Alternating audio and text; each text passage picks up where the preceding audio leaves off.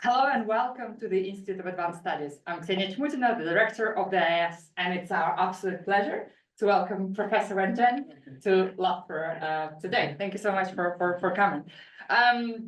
We are in hybrid form, as we always are, so there are people in the room in the International House, there are people online. We will have time for questions after the presentation. So for those of you online, if you have questions, please put them in the Q&A section, and we are monitoring that. For those of you in the room, you know the drill, you've been here before. Just ask questions and we will then have discussion over lunch as well. As always, the IIS is the place where we have the most exciting discussions, the most transdisciplinary, interesting conversations about topics that are so important to every day. And I think the presentation that Professor Zhen Wen is going to give us today is one of those. So without any further ado, I would like to pass to Zhen Wen's host, Dr. Ishara Damascena, to introduce our guest today. Thank you, Ksenia. So I'm Dr. Ishara Damascena, and I'm a senior lecturer at Wolfson School. So I'll give a brief introduction to Professor Zhen Wen. So Zhen is a full professor and the assistant dean of the Institute of Functional and Nano Soft Materials, FUNSOM, in Suzhou University in China. He completed his BSc degree in Materials Science and Engineering from PR China University of Mining and Technology, and he completed his PhD in Materials Physics and Chemistry from Zhejiang University in China. So in 2014 to 2016 period, he visited Professor Wang's lab in Georgia Tech through a China Scholarship Council program. And that's when actually I got to know about Professor Zhen Wen. So his main research interests are focused on triboelectric nanogenerators based energy harvesting and self-powered sensing systems. And he has published more than 105 peer-reviewed papers as the first or the corresponding author. And this includes highly cited articles and ESI hot articles as well. And he has an incredible amount of citations, so 14,700 citations and at the H index of 66, which speaks for the quality of his research that he's conducting. And he has more than 36 patents, and among those, there are many that has been that has achieved the technology transfer state as well. So I have met Professor Wen in a couple of occasions in different conferences, and we had quite a few discussions on how we can progress our research and how we can collaborate. And I'm thankful for the IES for their support in bringing him here and letting us further advance our research discussions and programs and to make more collaborations with my colleagues in Loughborough. Thank you. Amazing. Okay. Over to you. Okay, I can just start my presentation. Okay, firstly, I would like to thank my friend Ishak to invite me to here, and thank guys for arranging everything to me. A very beautiful trip to here. Actually, it's my first time to UK. Also, actually, it's my first time to Europe. And by the way, I would like to introduce my wife here, Professor Ina Liu.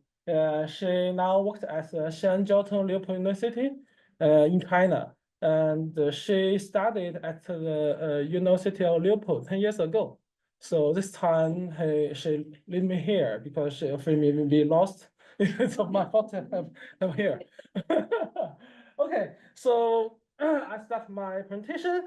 Today I would like to share my research. The topic is contact electrification effect by the ultra-sensitive tactile sensor. Yeah, my name is Zhen Wen. Zhen is my first name. To me, in China, it's earthquake. Yeah, and my university name is Suzhou University. Maybe I have some slides to introduce. Let's start. Firstly, I want to introduce my city, Suzhou.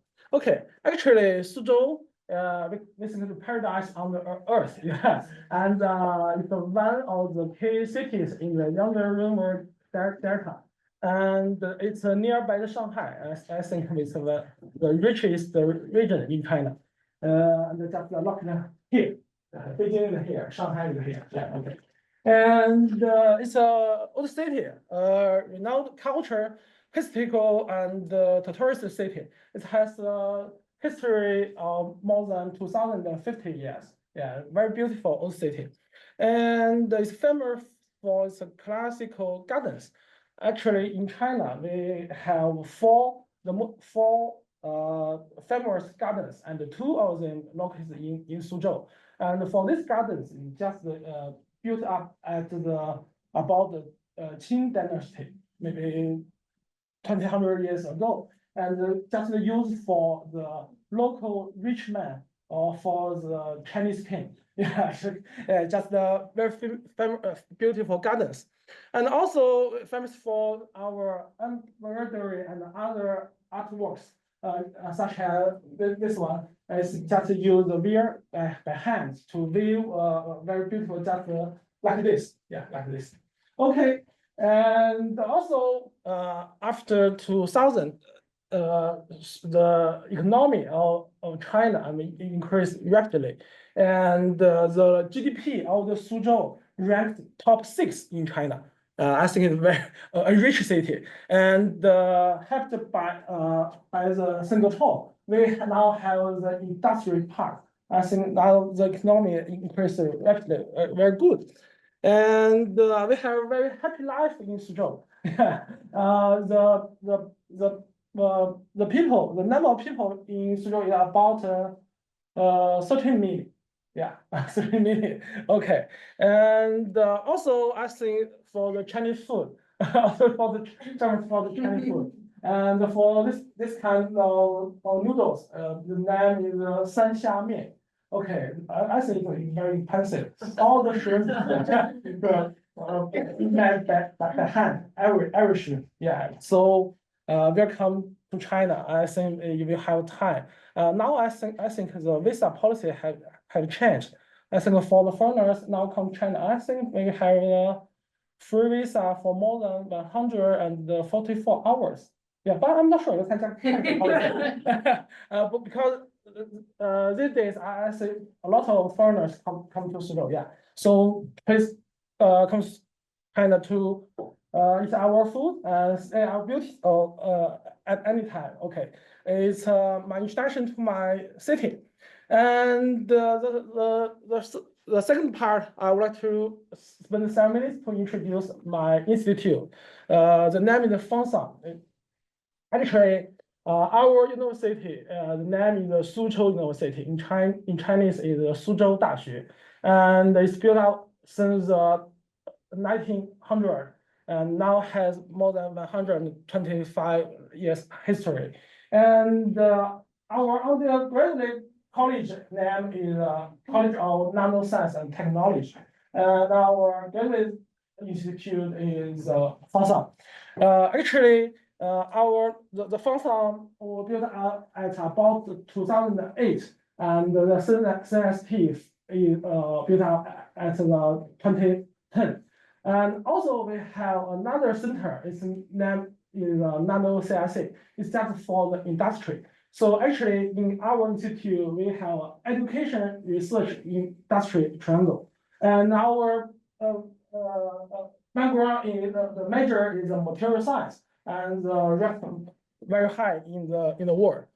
And our founding director is Professor Shu Tongli, and he returned to mainland of China from the Hong Kong and built up our institute. And he was a social editor of the journal ACS Nano, and now changed another member is Professor Li Fengchi, yeah, also a member of our institute.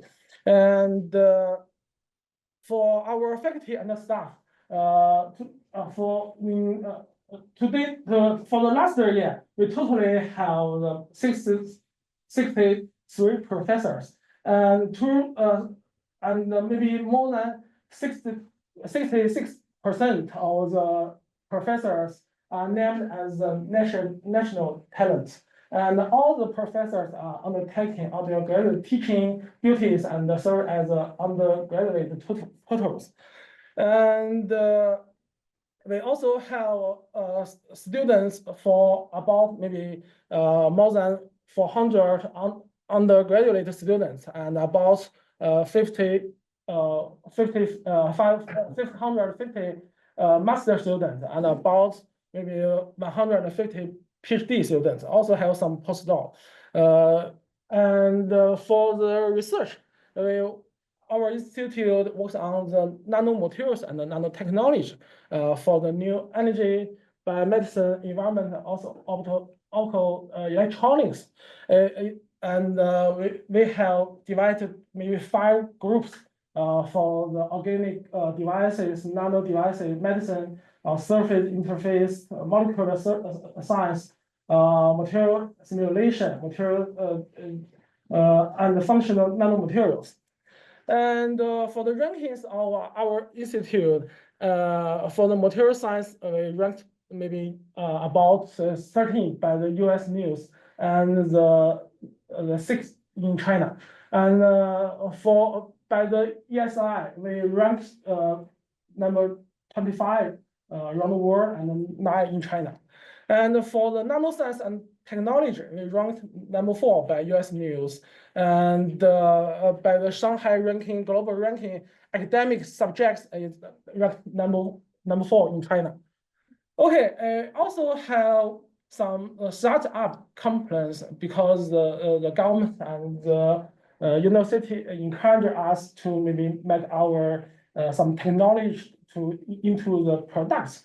So we have a lot of complaints, and also our institute have very good relationship with the international universities based on the project 111 and the joint laboratory. We have built up the more than 50 global partners, and for the 2 joint research center. The one is with University of Waterloo, Canada, and another one with Western University, just for the central radiation. Okay, and this is the introduction for my institute. And next, I would like to introduce some introduction to my research. Yeah. Oh, I'm sorry, Mr. Somewhere. Oh. I missed a slide for my research team. Okay, it's okay. I just start my introduction to my research. My presentation will contain the 6 parts. Let's start with research background. Actually, my work mainly focus on the tactile sensors.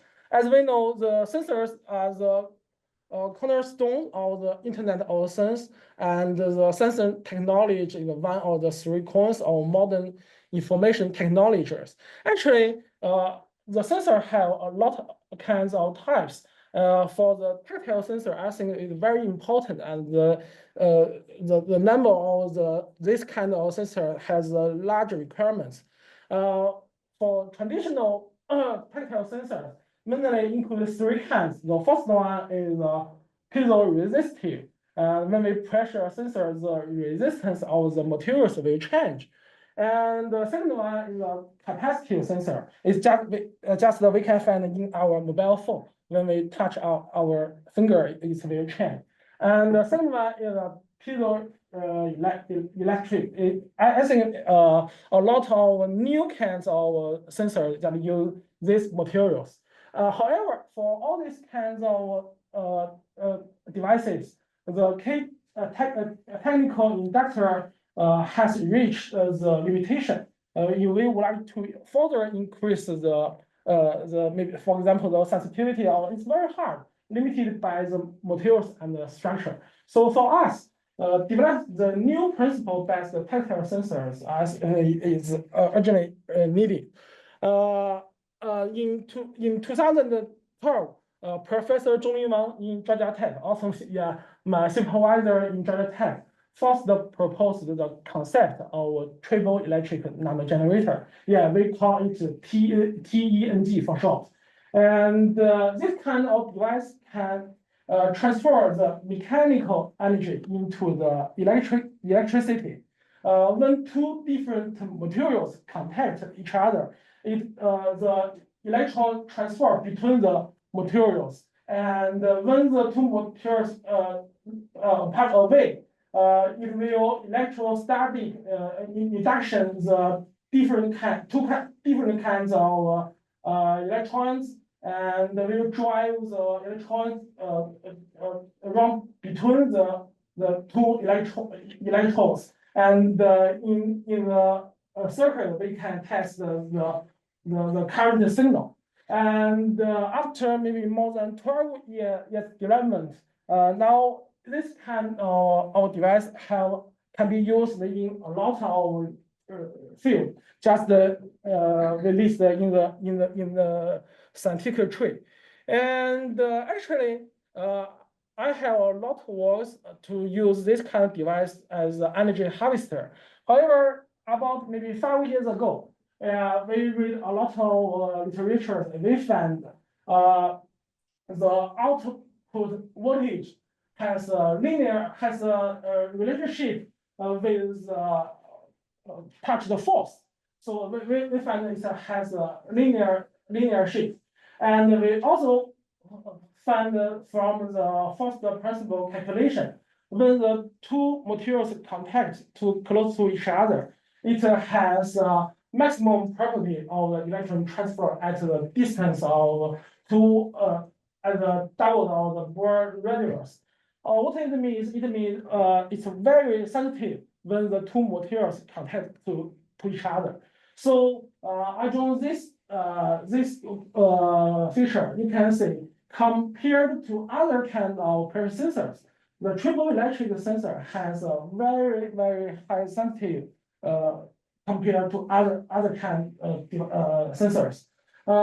In theoretical analysis, we find this kind of device when used as a pressure sensor, it has some unique advantages such as high sensitivity, wide material choice, because each two materials can transfer the electrons at the surface, and also has advantage of the low detection limited, high linearity, and high SNR. So based on this analysis, we start to use this effect as a pressure sensor. And I think I remember in 2017, my first student start work used to prepare a kind of wrinkled P-dot PSS film. We just firstly to strange a PDMS plate and use the blood coating method to prepare P-dot PSS film. And when we release the plate, we can obtain the wrinkled structure, and the maximum strain is about 100%, and the inner rectal distance about 5 micrometers, and the distance, the thickness, the whole device distance, we can didn't show this picture. The rectal thickness is about 0.74 micrometers. And for this kind of device, we just use it as a pressure sensor. From this picture, we can see that for the pressure range, it's just from 2 kPa to the 60 kPa, and the sensitivity only is 0.08 per kPa, and the detection limited is 2 kPa. Actually, to tell the truth, it's a very bad performance. Actually, to tell the truth, because for the piezoresistive sensors, maybe the low detection limited is maybe lower of the millipar. So it's very bad performance. So at that time, we firstly noticed that it's not as simple as we think. Just can use every TNG to use as the pressure sensor. So at that time, we discussed how to improve the performance, and we firstly to build up a model based on the capacitor mode. We can see from the equation, because we just use open circuit voltage as a signal. So at the open circuit state, there is no charge transfer between the electrode. So here the Q equals to 0. So we can obtain the first important equation, just list the right side.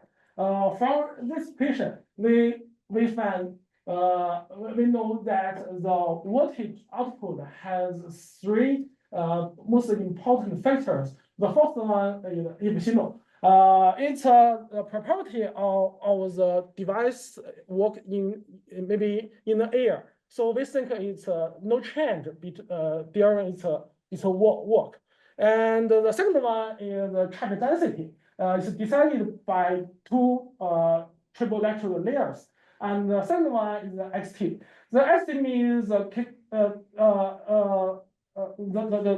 change distance of the device between during its work. And so from this, we have the target. We would like to use the smallest pressure to produce the largest deformation. Actually, these years, a lot of groups work on this, and they fabricate a lot of surface microstructures and to obtain to improve the sensitivity. So based on this, I would like to introduce the first part of my research about the surface engineering for dielectric materials.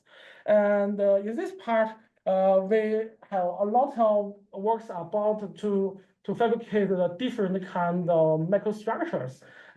In this work, we just use dynamically assembled ferrofluid template.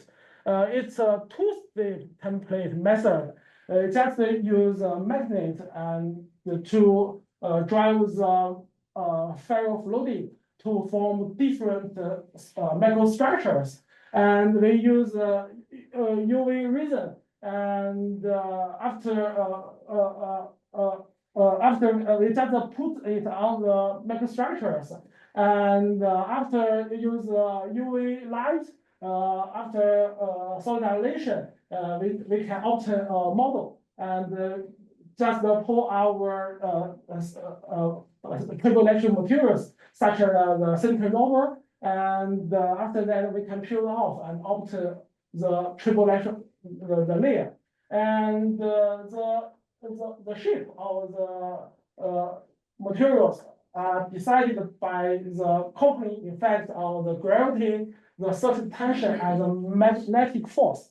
And for this device, we discussed the different parameters about the performance. We can see for this kind of device, we can improve the sensitivity. From the last work, it's only maybe 0.08 per kPa to the about 6.75 kPa. Yeah, and we also find the inclination angle and the height is beneficial to improve the sensitivity of the low pressure area. However, for this kind of device, it's based on the two-step method.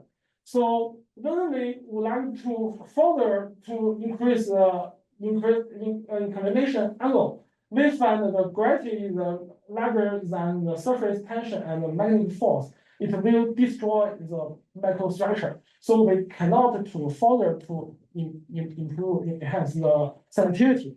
So in the next work, we find a very interesting phenomenon.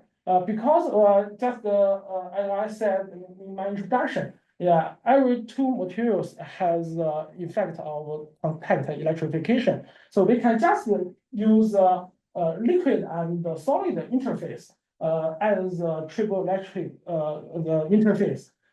In this work, we can just use the change of the contact area between the ferrofluid and the PTFE layer. We can increase the sensitivity to about more than 20 kPa. And for this part, we also can obtain the detection limited to 1.25 part. So I think at that time, it's maybe highest sensitivity in this research field. However, if we would like to obtain the high sensitivity, we will lose the advantage of the detection rate. From the two features, we can see you want to have a high sensitivity. The high sensitivity range is maybe no more than 5 kPa. And you want to have the high detection range, the sensitivity will decrease rapidly. I think maybe this trade-off effect not for this kind of device, for all the pressure sensors. So how to solve this problem? We also at that time we built out another model and to build up a triboelectric capacitance sensing model. From this part, we can obtain the results. The sensor is also related to the SP D2 and D2. The D2 is distance change of this layer. So based on this result, we ask ourselves, how to maybe obtain the high sensitivity and wide detection range at the same time. And we actually this part, my wife helped me a lot because her background is mathematics. So she's very familiar with equations. We can, from this equation, find the sensitivity has a relationship between the 4 factors. And the most important is the Y. Y is the Young's modulus. So we find the relationship between the device and the materials. So next, we work on how to adjust the Young's modulus to obtain the different sensitivity and detection range. So this part, I would like to introduce some work about regulation of Young's modulus of the functional materials. And in this work, actually, we use a 3D printed and isolated template to obtain a kind of 3D print, a kind of layered graphene oxide materials. From this picture, we can see actually it's a very beautiful structures, and we prepare the graphene layers ourselves, and use PDMS emission and some Terran method. We just use these materials as a framework and the electrode layer. And compared to traditional graphene materials, we can see our materials is super light and elastic, and also have a high stiffness and also low density. And we also discuss the 3D printed structure. We find the honeycomb structure has the best performance.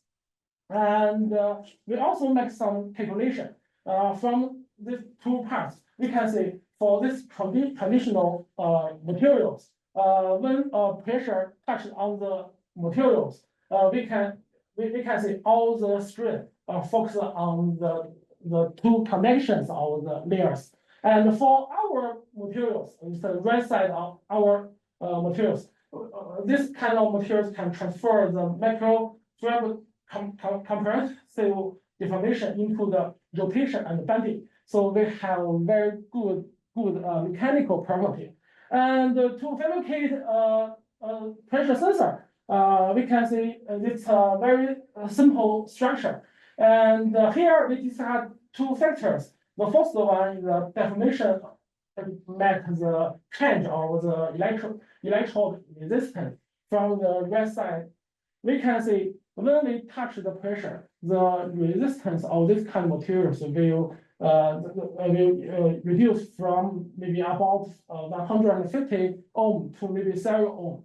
And actually, for this kind of device, we have very high impedance, maybe about 700 mega ohm.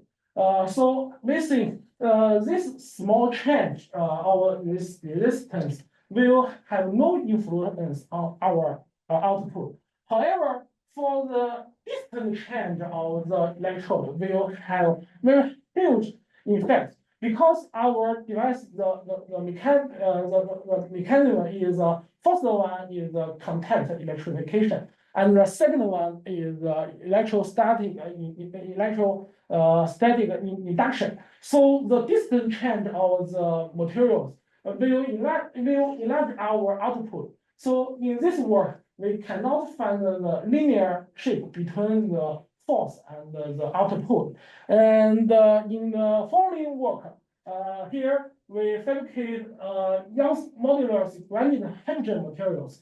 We can see very beautiful structure. We adjust the different size of the holes in the hydrogen. And in this work, we can alter the sensitivity in more than 25 kPa. I think it's now in our group is the highest value. And the detect range we can extend to about 350 kPa. And also, once we obtain the good materials and the device, we can use it to test some pressure in our life. In this work, because it's a high sensitivity, we can just use it to test our pulse. Compared to traditional PPG, I think it may be light-based device. We can obtain much better signal compared to traditional devices. And also, based on maybe some calculation, we can obtain some information from our body. Here. 开始。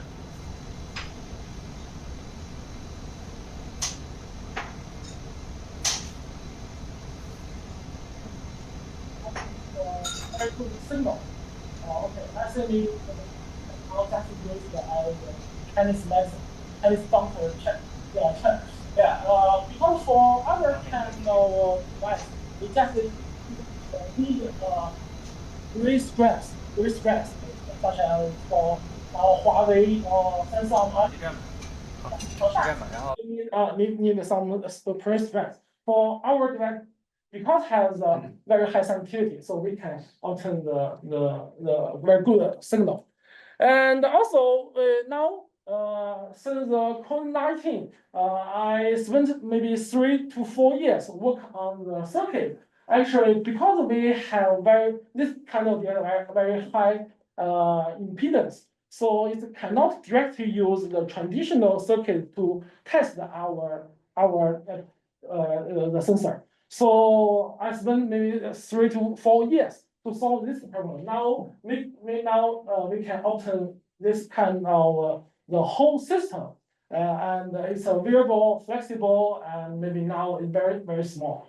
So we can just put in our hand or other maybe our body to detect the different kind of signal. And this work has published last week, and Ina and I are also the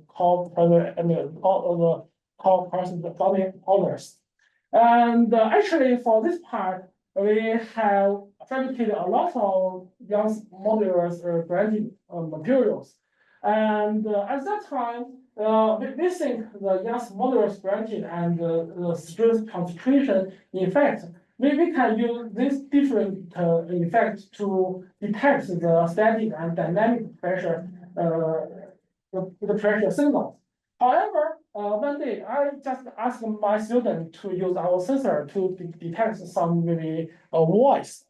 Maybe in our lab we have a ukulele just to test the voice. We found it's not very good. You see, it has a lot of noise.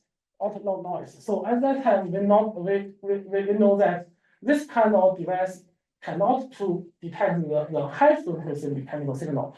So we think about that.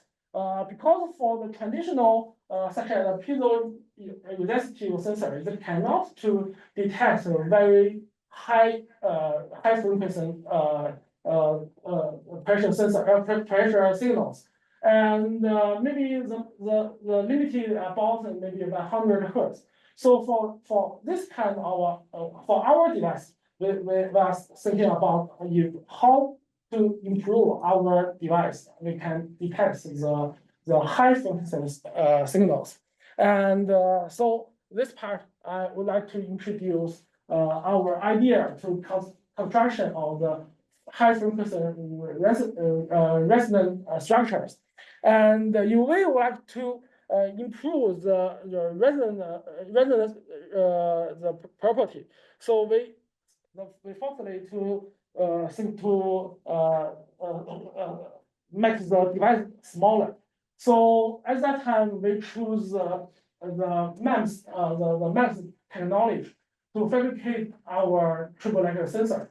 And however, actually, I think it's first work to use the MEMS-based technology. So how to design the structure is the first question for us. And because in MEMS line, not every materials can be used. So at that time, we just firstly to make some material choice. Actually, use silicon and silicon oxide as the triboelectric pair. And we think is simplest. So here we also choose contact separate structure and use silicon and the silicon oxide as the triboelectric layer. Here the silicon is I think is a p doping silicon. It's a high conductivity. And for the design, we make a lot of theoretical simulation because it's a very small device. So when under the materials, I think is very soft, it's a flexible, very soft. So when we design the device, we believe the film will be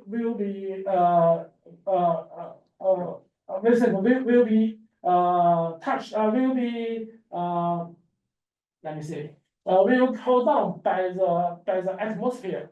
So we need to calculate the distance. If the distance is too small, the layer will touch to our silicon oxide. It cannot to work. But if the distance is too large, because the pressure is very small, the silicon layer cannot to touch our silicon oxide. So it's also cannot work. So here we just calculate the maximum displacement of our membranes is about 80 nanometers. And here we just design the gate is about 90 nanometers. I think it's very hard to control. However, after several years of hard work, we finally obtain this device based on the MEMS-based technology.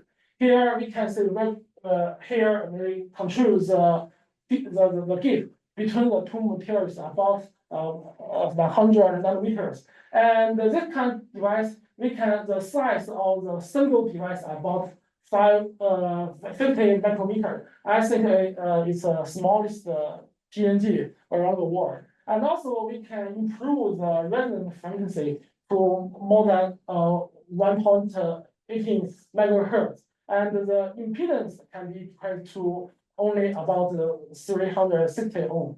And we think it's a first work to improve the neutralization and the integration level of the triboelectric sensor. Actually, for this kind of device, we have a lot of applications and demonstrations. For example, we can use it as an ultrasonic device to detect the atmosphere in the oil or under the water. And we have very high SNR. And also in this kind of devices, we have a lot of works, but still not published. And for this kind of device, because we have the components, so we also would like to push it into the market. However, we think the biggest challenge for this kind of device is the stability. Actually, for sensors, even we publish papers, the sensitivity is very important. However, for the product, the stability is the most important. Here we find two factors to affect our device. The first one is physical damage, because our device need two materials to contact separate. So we think maybe the surface maybe have some wear. So a lot of groups just use a kind of self-healing material to solve this problem. Also, we have a lot of works about that. However, maybe today I would to introduce another problem is surface charge decay. Actually, because this kind of device generates the electrons itself, it do not use a battery to drive it. So the stability of the electrons will affect our device in some term. And in this picture, we can see that when the two materials contact each other, the surface will generate a lot of maybe positive or negative charges. And in the electrode, it will induct a lot of maybe if the surface is a positive or is a negative, and the electrode will have the positive ones. And between the two kinds of charges, it will form electron field. And once the electron field is large enough, it will drive the surface electrons to diffuse into our materials. Once the film is too thin, the two kinds of charges maybe will return to zero. Here, in our group, we propose a concept to make some functional materials in the dielectric layers and to adjust to control the electrons to make this maybe more stable. And this part will introduce several works to make some charge regulation. And actually, in this work, we just prepare the mixer with the titanium oxide materials between the triboelectric layer and the electrode layer. Yeah, we can maybe to adjust the different properties of this composite layer. And from this picture, we can see once we add this functional layer between the two kinds of layers, we can see the electron field will drive the electron to store in this kind of material because it has a lot of maybe storage size. And we can see from this picture, we can see for the final charge density, once we have the mixed with titanium oxide layer, the charge density maybe has maybe one times higher than the mass without the functional layer. So we think some electrons can be stored in this kind of materials. And we also to verify the blocking effects. And we also to use some high K materials, such as this kind of materials, to also to build up in the two materials and to blocking these electrons to transfer to the electrode. And for the results, we can see from this picture, because this device doesn't have the storage layer. Finally, this two devices will return to maybe 0. However, the decay time we can find maybe extend to 3 times. So from these two works, we can obtain the charge regulate strategy. We call it charge trapping storage blocking strategy. And now we actually used a lot of materials in our device and also always works. And 2 years ago, Professor Zhen Wen invited us to prepare a real paper and publish it in Nanoenergy, and to introduce the different functional in our device. And okay, so for the conclusion of my research, actually, for the last 10 years, I will do work on the kind of triboelectric sensors. We think it's also effective technology route to self-power sensor, because for this kind of device, it do not require the battery, and it can generate the electrical signal itself. However, for the whole circuit, it also need a battery. But compared to traditional, for example, the photo detector or other kinds of device, we calculate in our lab, it's maybe the energy consumption is much smaller. We are now still working on that. In our lab, we work on the materials design for the micro-nano structures, and to adjust the modulars, and also make some doping to discuss the properties of materials. And also we make some device construction, use different component model to explain our results, and use maybe some advanced process such as MEMS-based technology to prepare the smallest devices. And also here is the serial values. Now our lab, all these values are published. Listed here, such as sensitivity about 21.48 kPa, and also we can have a very low detection limited and only about 140 millipar. And now we also can extend our detection field to more than 350 kPa. And also for the high frequency, now actually this work had published 4 years ago. Now it's still the highest value, and the smallest device size, and the smallest impedance. Okay, and actually for this kind of devices, I think it's we will have a very long way to go. If we would like to push it into the market, we need to solve a lot of questions. And for the future, we will still work on the material design, the device technology, and system integration. Because for the device we put in the market, we need to lower its price. Because for the traditional piezoresistive sensor is very cheap, very cheap. So how to compare to the these products? We need some time.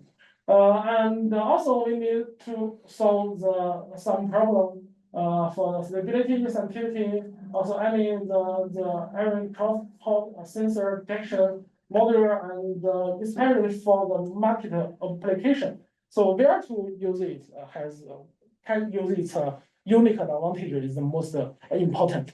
Okay, finally, I would like to thank my supervisor, Professor Zhen Wen, Professor Shupeng Li, also Professor Xu Song, and also some of my collaborators and my students. And especially want to thank our IS to support me to be here the first time to UK and to introduce my work. And maybe that's all. Thank you. Thank you so much. Thank you.